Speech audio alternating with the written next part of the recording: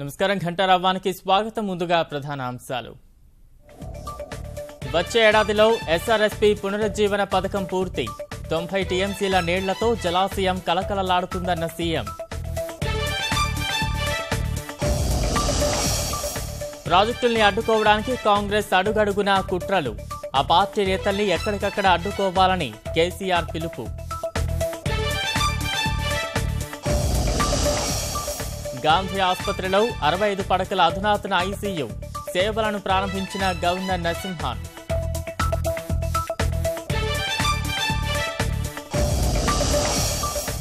హైదరాబాద్లో అనుమానిత విదేశీయుల వేట. వీసా లేకుండా ఉంటున్న 20 మంది నైజీరియన్ల అరెస్ట్.